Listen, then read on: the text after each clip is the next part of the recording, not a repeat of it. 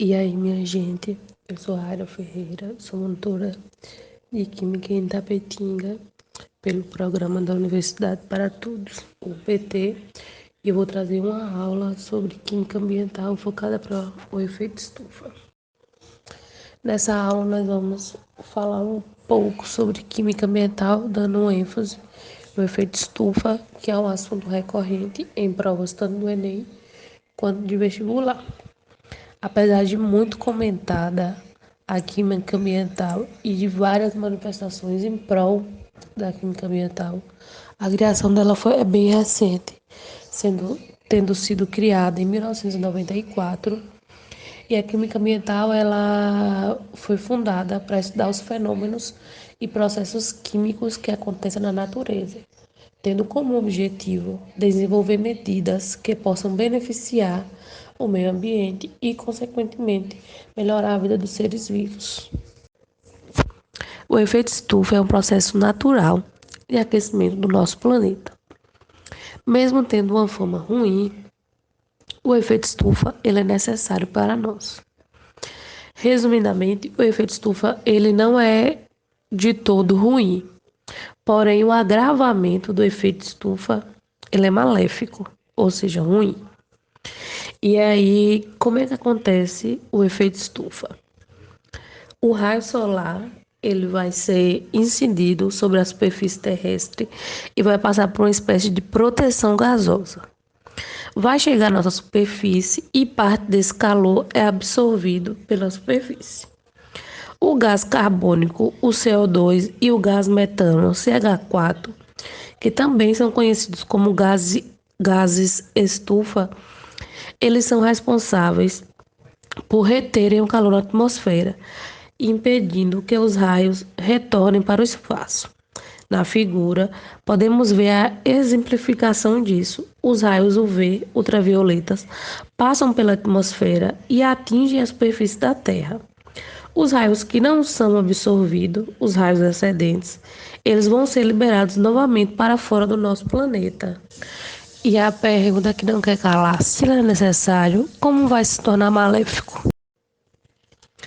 Como o efeito estufa se torna maléfico?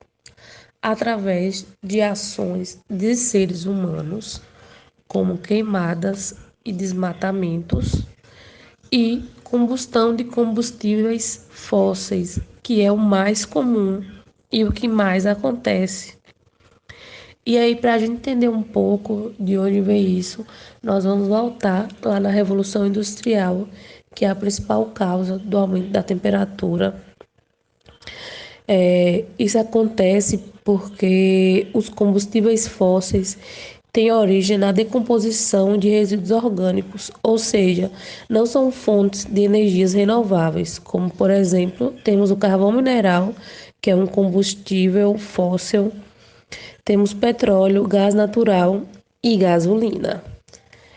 Esse processo de combustão dos combustíveis fósseis emite o gás carbônico, que é o que mais contribui para o processo de efeito estufa. O gás carbônico, em condições naturais, ele não causa problemas. Muito pelo contrário, porque ele vai ser absorvido por processos naturais, como é o caso da fotossíntese. Só que para o efeito estufa vai ter uma grande quantidade de gás carbônico que vai ficar disperso e não tem como ser absorvido, que isso vai gerar um aumento da temperatura.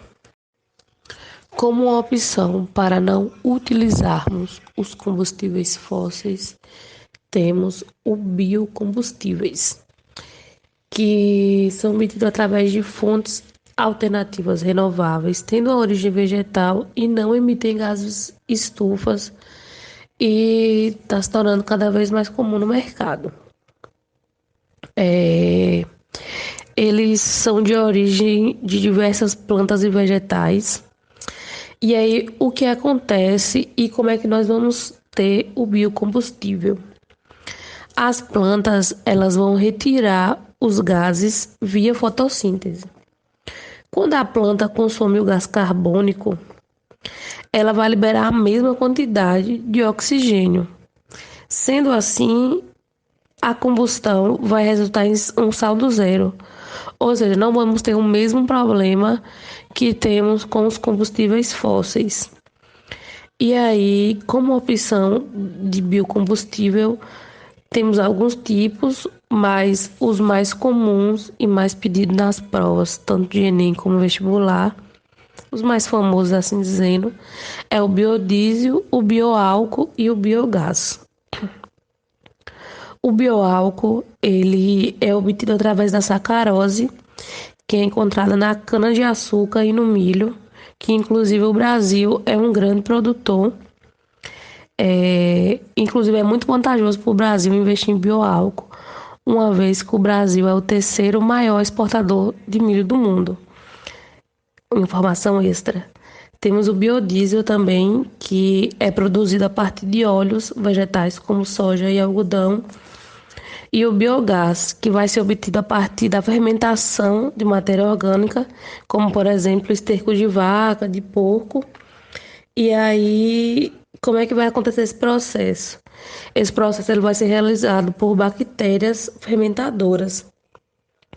E aí, o gás carbônico e o metano que vai ser produzido através disso, eles vão ser usados para alimentar gerador e as sobras vão ser utilizadas como fertilizantes.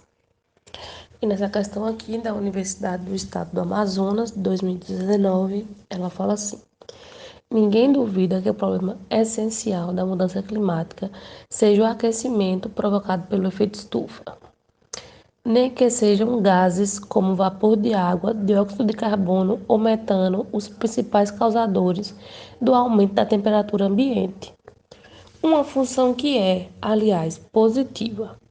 Se não ocorresse, a humanidade nem sequer existiria, pois a temperatura média do planeta seria 33 graus inferior à que temos. José L. da Veiga, a Emergência Socioambiental 2015. Aí ele pergunta assim: um dos principais problemas desencadeado pelo efeito estufa diz respeito.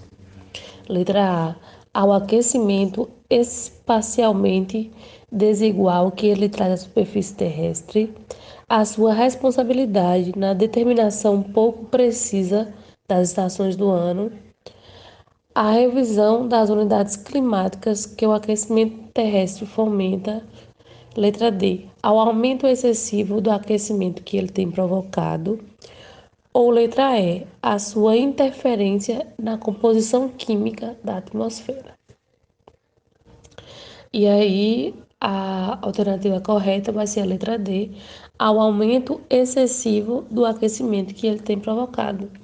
Tanto que a gente fala que o problema do efeito estufa são os gases, o dióxido de carbono e o metano, que eles vão reter o calor, né? E por isso que o aumento das temperaturas registradas na superfície terrestre é o principal problema desencadeado pelo efeito estufa, o que vai causar prejuízos ambientais e econômicos e vai piorar, como eu posso falar, vai potencializar os desastres naturais.